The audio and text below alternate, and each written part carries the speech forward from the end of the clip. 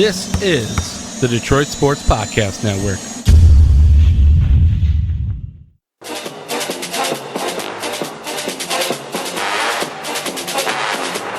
This might be the last fun episode we do for a really long time. I'm not trying to scare you away, but it's a possibility. I think it's more likely episodes continue to be fun, but the watches are going to get rough. This week, we watched Week 8, a win versus Seattle, and Week 9, a win versus Jacksonville. That got the Lions to 4-4 in 2012. In case you're wondering, they finished the season 4-12. Right off the bat, I'm like trying to find my notes for this game specifically.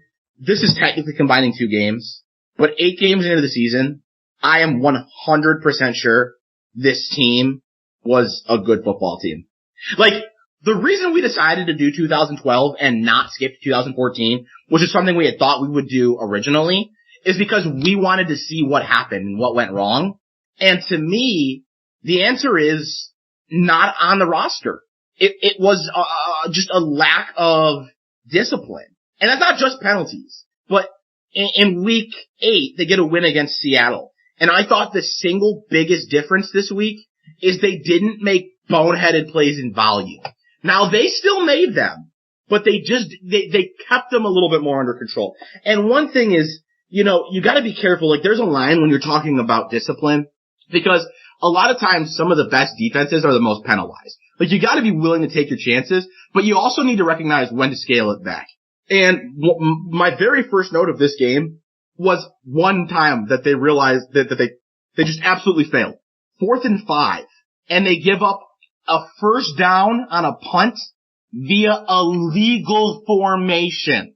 Now, it's frustrating how many offsides this defense gets, but at least offsides is a guy trying to jump a snap. A legal formation means you weren't thinking. You were too lazy. You weren't focused. That is the only possible way to get an illegal formation on defense. The only thing you couldn't do was line up directly over the long snapper. There's one thing that can be done illegally in your formation on defense on a punt. That's it. And you didn't give up 5 yards on a 4th and 10. You gave up a first down. And luckily the defense came through and held them to a field goal. And again, they didn't do it many times in this game. But that was the difference. You know, they ended up winning this game by 4. We've already seen them lose games this season where they were far and away the better team. You make a couple more of those mistakes and you don't overcome them. And we still got 8 losses to watch. But through 8 games, I think this team probably deserved to be 6-2, and they were 4-4. This is a good football team. The roster, I think this roster might be better than 2011. That's my first note. The one thing I'll say about this team is it really feels like there's something just not right with the mix this year. Because, to your point, this is a good football team. They have the makings of being a very good football team. I think there are some flaws with this team. I really do. I think their secondary is extremely weak. But overall, I think this team has talent and has the ability to win games. The run game, something that we as Lions fans bash regularly. This run game looks good. We had a Kevin Smith sighting this week particular against Seattle. He also got brought back the following week when they took on Jacksonville. So you've got 3 running backs who perform or who can perform. You have a quarterback who is actually taking steps forward. Looks very, very good. You've got a decent running core, or you have a decent wide receiving core here. And I think one of the more underrated moves, one of the moves that we really harped on and really penalized when we were previewing what the season was going to look like, the Ryan Broyles pick in back-to-back weeks here is starting to look like a good pick. He looks like a very good, formidable wide receiver. He got inserted when Nate Burleson went down. Defensively, you still have Ndamukong Suh. You've got Cliff Averill taking steps forward. You've got DeAndre Levy really becoming that middle linebacker, that linebacker that this team needs. You have talent on this roster, but you're right. It is dumb play after dumb play as far as discipline goes. And you said it's not even so much, you said it was discipline, but it's not even so much penalties. You're right, because there are things that happen off the field with this. Yes. No, but there are things that happen off the field with this team. Whether it's just they're not studying hard enough for these games, or whether it is dumb things that take place off the field, there is something wrong with this mix with this team. And at this point, combining 2 weeks, 8 games in, it is really, really hard to put your finger on really and truly what the major issue is with this team right now. I can't help watch this team and think with Jim Caldwell, they go to the playoffs. And again, we got 8 losses to watch, so maybe things change drastically here, but we're at the midway point. Speaking of Ryan Broyles, I also had noticed he did a pretty good job in the absence of Nate Burleson. I kind of remember that. Like, he was never a great player, but he definitely stepped in and played the role that he needed to. Yeah, the wide you're receiver right. who stood out in this one, I call this the Titus Young game. Bro, in my notes, I've got that TD to Titus Young. Wow. And I was like, he looks like an absolute G in this game. He looked like a freaking stud. Which touchdown to Titus Young? That's right. I thought both were incredible. His first one I thought was amazeballs. He blows by Richard Sherman. He dusts Richard Sherman, who at this time was in his prime. Richard Sherman was the shutdown corner. This is the best cornerback in the league, Richard Sherman. And you're right. Titus Young leaves him literally, it's an uncontested touchdown. And it's an uncontested 46-yarder. I also thought it was worth noting, I thought Matt Stafford worked the pocket really well, on that play. But Titus Young, all game. And he had 2 incredible touchdowns. He had the game-winning touchdown on a ball Stafford put like 2.5 feet above the ground because it was the only spot that Titus Young could get it and nobody else could. But hell of a job by Titus Young to get it. Like, that wasn't an easy grab. You're talking about the diving catch, right? Yes, that was the game-winning touchdown. So that diving catch, that was where I put looks like a G exclamation point. Like, Titus Young played such a damn good game in this game. It was unreal. I commented last season that I thought Titus Young could have been Tyreek Hill. And admittedly, that's a big, bold statement. That's a bold statement. And like, I don't have anything to prove it. The guy played 26 career games. I think that was his ceiling. And maybe he never would have gotten to that level. But Titus Young was a hell of a pick if the mental part of the not even the game, the mental part of life didn't get in the way. And in this game, he proved it. Well, let me put it like this. Just to clarify how good of a game he had, everything that was thrown at him, he grabbed in this game. He was targeted 9 separate times. He had 9 receptions. And you're talking about the one, the 46-yarder, where he just blew by Richard Sherman. And he, like, legitimately, he was 6 steps behind the secondary. These guys were spinning around like tops, trying to see what was the number of that Ferrari that just blew by me. Because he was like, I'm in the end zone. See ya, bitches. It was crazy. Now, in the 2011 rewatch, I think in 2011 I actually thought Stafford's season was less impressive than the numbers. The biggest thing I thought watching this, now this is just week 8 here against the Seahawks. The biggest thing I thought watching this is, so far this season, I literally can't stop going, man, Matthew Stafford has been disrespected. Like, you watch this season, and again, we got a lot of football to go. And it's just like, he went 34 of 49 for 352 yards and 3 touchdowns. Hell of a game. The first offensive possession of the third quarter, I went back, I got like 5, 6, 7 plays into it. And I don't know if you ever do this, but I need to rewatch this drive because there's a theme I noticed. Stafford had 8 straight passes on one drive where he was stepping away from a defender while throwing the ball. Not an exaggeration. Literally 8 straight plays, all on one possession. Do you understand how hard it is to keep a possession going that long when you're getting hit every time? Now, he ended that drive throwing an interception on the first damn clean pocket of the possession. I don't know if this is what happened. I would speculate he expected pressure. Seahawks didn't bring it. You had more guys in coverage. He ultimately threw the interception. But it was just incredible to watch. 8 straight plays. He had to either, some of them he was running out of the pocket. One of them he actually took off and ran for a first down. Mm-hmm. Some of them he was just throwing off his back foot. Like, he had a possession where he threw the ball 8 times with guys right in his face. And it was just, that's been one of the, I will say, on the field, that has been the biggest difference this season. I don't think the offensive line has changed at all, but the offensive line protection for Stafford has been brutal in every single game. I don't think the play has been horrible. I don't think they played a single decent game as far as protecting Stafford. So I know what drive you're talking about because I make a note and I just watched this unfold. Like you said, play after play after play after play. And in my notes, I write, I think I figured out the issue with the O-line. Because I thought the middle of the O-line was pretty solid. Oh my God, it was the outside on every play. I thought your center and your guard play was very good, but your tackles were turnstiles. And you drafted, by the way, a first round left tackle this year and didn't play him as a starting lineman. At all. And I really think that the offensive tackles put Matthew Stafford in a bad spot time after time, and I think they were a part of the reason that parts of this run game struggled. I mean, unless there was a zone block or it was something, some kind of a halfback dive up the middle, the run game usually got snuffed out. Well, they couldn't get an edge. They actually did a pretty good job rushing, not so much in this game, but so far through this season, they've done a pretty good job when running the ball up the middle. Nothing on the outside, and I think because of that, it stops the big plays, right? It's hard to break off a 30, 40-yard run up the middle. If you're breaking the big run, it's happening on the outside, which, nice transition. Marshawn Lynch goes untouched 77 yards to the end zone on this one on a toss.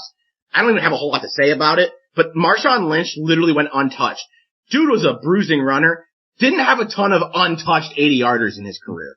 He ran so hard. Watching him go, I was like, man, he was so damn good. And you could just see him like hit another gear when he realized there was nobody going to get him. He just flipped the switch and he just ran so ferociously to that end zone. But you're right. This was a guy who, go through his career, he probably only had 2 untouched runs, and one of them happened here. And I'm saying 2, and I'm giving him 1 extra one because I know of one for sure. I don't really know of another one. But I think it was more really, really good blocking by their offensive line, because I think Detroit's defensive front really calmed down after that play. Marshawn Lynch didn't really do too much more after that. That happened early in the second quarter, and what you ended up with was a running back, a bruising running back, who really only got 23 more yards the rest of that game. Or 28 more yards the rest of that game. I thought they did a really good job confining him. Was it weird for you hearing Golden Tate's name against the Lions? Yes. It was odd because I kind of remember, because I think it was next year, the following year, I think 2013 is when he comes to Detroit. I think so. It might be the following year after that, but it's close. So it was, I remember watching this and being like, this is the year, or maybe it's the following year where Golden Tate just goes off. And I feel like he was an underutilized wide receiver on that Seahawks team. And like he hadn't really come into his own yet. And I think a part of that was just the play calling that they had for him. And it was weird to hear his name against the Lions. This whole Seahawks team, there's a lot of things about it that were just different to watch. You know, I think this was rookie Russell Wilson, and it was kind of impressive to watch. I think the only other major note I had, I had a couple. One big one. Can you explain to me what happened overnight to special teams? The special teams coverage I thought was like a major plus in this game. Yeah. After being probably the biggest reason for 2 losses, special teams, I mean, they didn't win this game because of special teams, but I consider it a plus. And it has been, up until this point in the season, probably the worst special teams in the league. Yeah, I think all of a sudden, I don't know, if I remember correctly, I'm almost positive the Lions ended up firing their special teams coordinator after they had back-to-back weeks where it was just a complete dumpster fire out there. All that being said, I still think Stephon Logan looks kind of like the odd man out. I don't feel like he's giving this special teams unit anything. But I did want to give you a little bit of information, right? Because I told you I got something for you.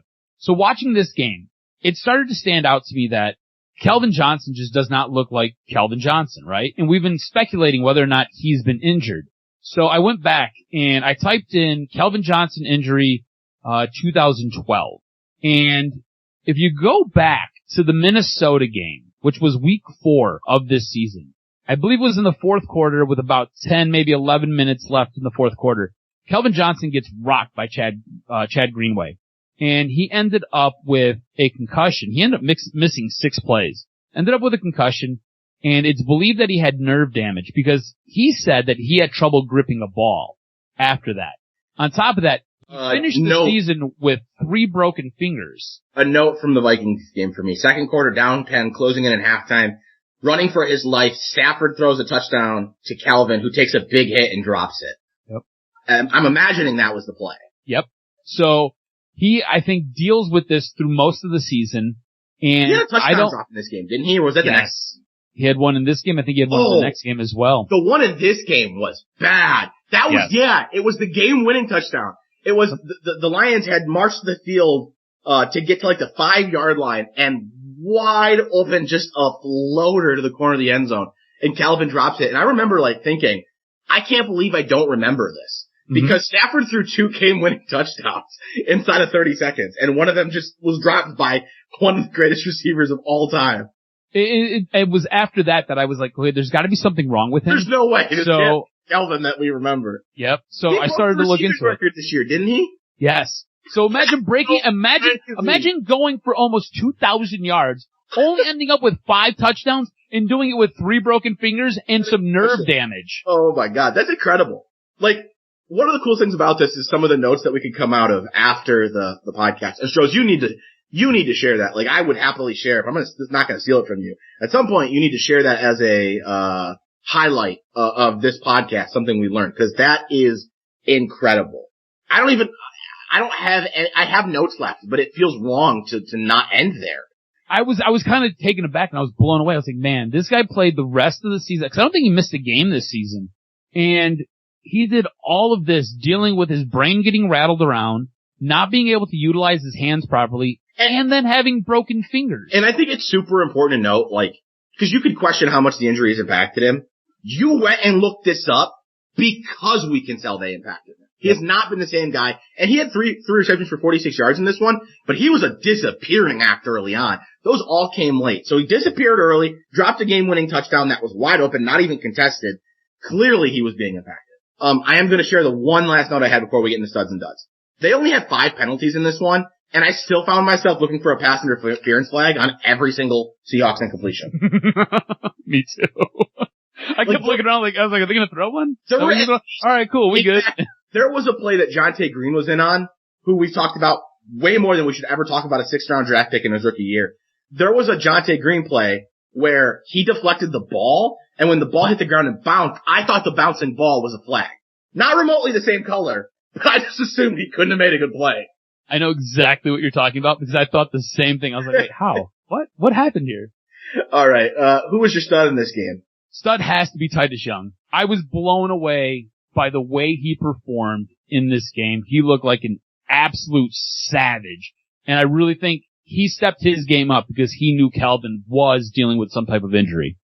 Stud Titus Young. I put in my notes, this is the Titus Young game. I thought Stafford played a really good game too. If Titus Young didn't look like a borderline elite wide receiver in this one, he'd probably be my second, but I don't think you can consider anyone but Titus Young. Who's your dud? Dud is the offensive line, specifically the tackles. The offensive tackles on both sides let Matthew Stafford down time in and time out. They were awful. So I meant to look this up, but I took a nap after watching the games. And if you want to hear about that, go back and listen to the practice squad from this week if you haven't heard it yet. There is a funny story. It's been a rough week. It's been a rough week for B. I meant to go back and look this up. My dud is whoever lined up over the long snapper on 4th and 5 in the first offensive possession of the game for the Seahawks. It was one play, but that's an unforgivable mistake. I honestly don't know how coaches can possibly do it.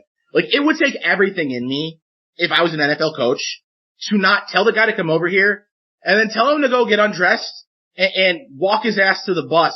Like, you're done, dude. You're never playing another snap for my team because this wasn't like, this isn't a just trying his hardest and making a mistake. This is a guy who wasn't focused. That is the only reason that can happen. I didn't look it up though. Offensive tackles made way more mistakes and I considered giving it to them, but I couldn't. I just, that's an unforgivable, problem for me. And so I gotta take the man who lined up over the long snapper on a 4th and 5 punt, despite the fact it only led to 3 points. I like that pick. I do like that pick because you're right. It's just mental. You know what I'm saying? Like, pre-snap mental. It's not even in the game. Yeah. Just do your job and just don't be in a bad position. You just lined up in the wrong spot. Right. All That's the thing. Like, if in the matter of play, like, you make a physical mistake, or even if you make a mental mistake in the speed of the game, it's a little more forgivable. But to line up over a guy, like, you had time to get set and you still failed. there's like about 3 feet on the entire freaking field that you can line up that would be illegal, outside of obviously behind the line of scrimmage. But if you're in front of the line of scrimmage, you can go anywhere else, and you fail. Moving forward, Lions go into Jacksonville, dominating win over the Blaine Gabbert-led Jacksonville Jaguars. A lot of times, it takes me a few minutes to figure out who's playing quarterback for the other team. I didn't figure it out till the fourth quarter. I thought it was Blaine Gabbert, but I just knew it didn't matter because the Jacksonville Jaguars don't matter. And this is a terrible Jaguars team. And for that reason, I didn't have a ton of notes. I thought the Lions were far and away the better team from start to finish in this one in almost every aspect of play. Yeah, I don't have a ton of notes either because Detroit was just so much more superior than this Blaine Gabbert-led Jacksonville team. In my notes, I've got the Jags are absolutely awful. And I did count at least 3 different occasions where Riley Reif lined up as a tackle eligible, because I know we're keeping track of that. So I just wanted to let you know that that's kind of where that is. But dude, this game was over at halftime. Speaking of keeping track, Kelvin Johnson had a tackle at the 1 yard line. It's the third one that we've counted, and it's possible we've missed them. He definitely rebounded in this one, 7 receptions for 130 yards. Ryan Broyles with another good game, 6 receptions for 52 yards. You say the game was done at the half. One thing that I kind of wanted to point out, people, I think, go over the top using prevent defense to take away from comebacks or garbage stats. And I would tell you the Lions played what I would consider a prevent defense in the beginning of the second half. The Jacksonville Jaguars had an 8-minute drive down by 3 scores. You can't take all that time. They didn't even end up scoring through an interception. Like, there's a difference between, like, Stafford will have like a 4 or 5 minute drive in the fourth quarter down by 2 touchdowns.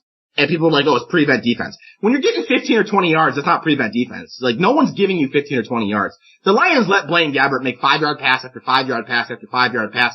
So much so that he averaged 5.5 yards per completion in this one. Or it might have been, I'm sorry, per attempt in this one. They were giving him those 5-yard passes in the second half.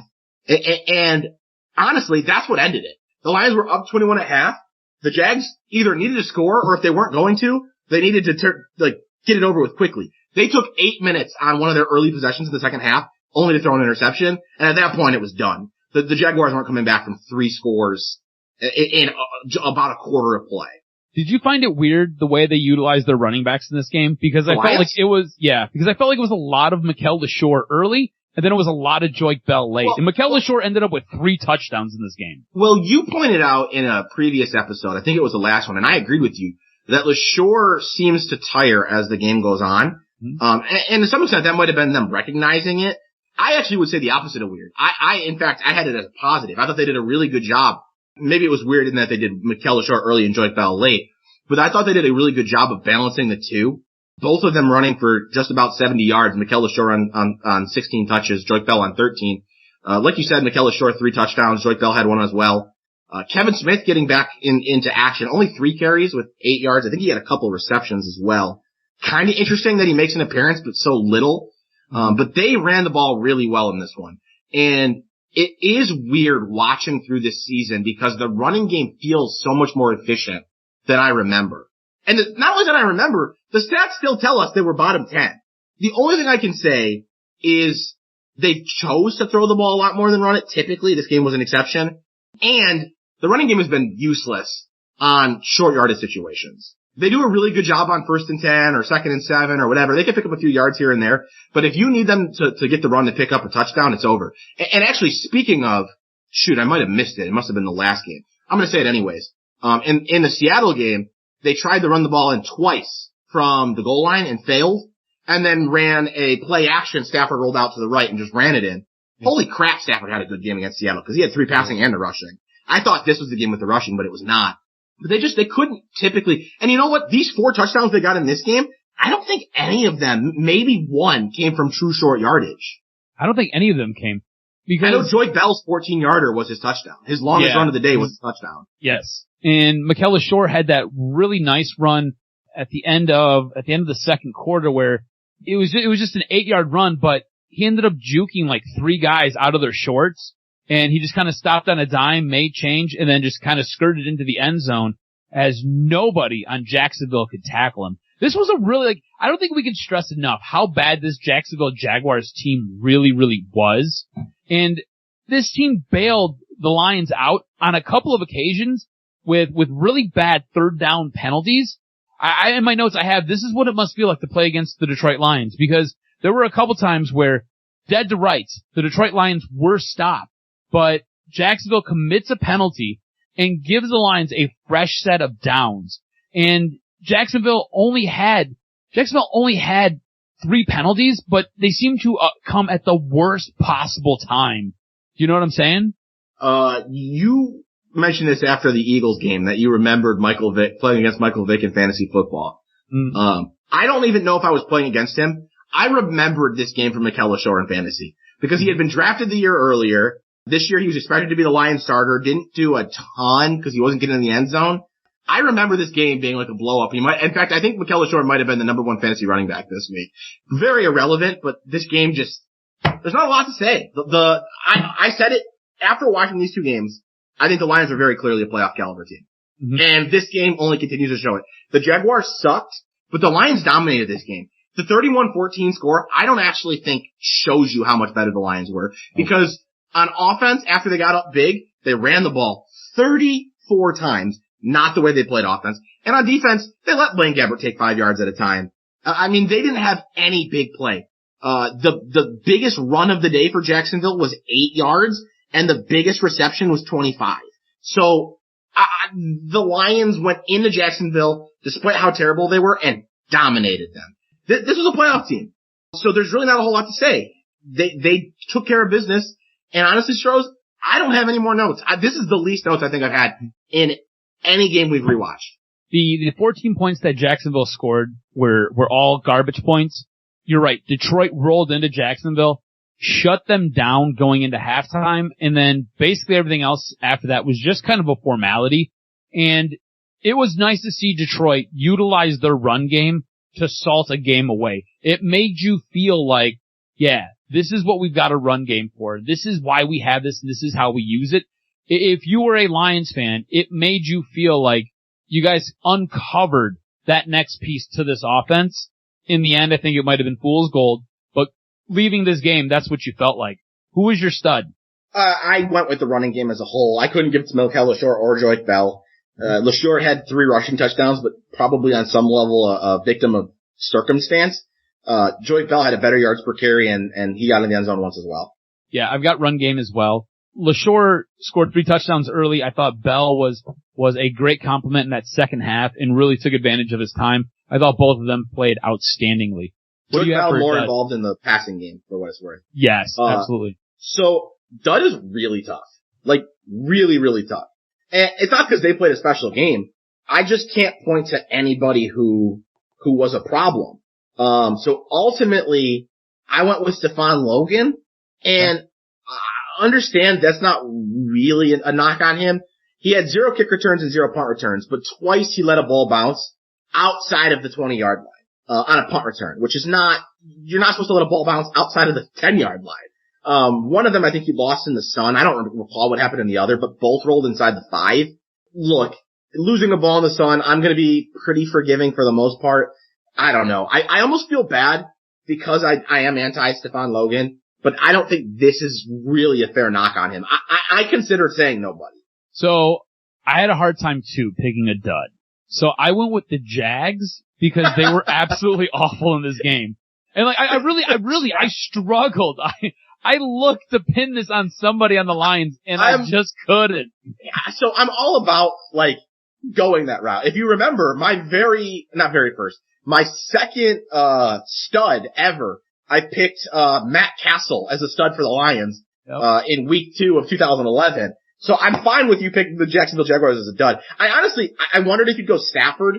No touchdowns, not even 300 yards. Oh no, I thought he did exactly what he was supposed to do in this game. I did too, but I just don't know where you go. Yeah, it was, dude. I don't mind your Stephon Logan pick because he didn't really do anything in this game. He was nothing, didn't account for anything.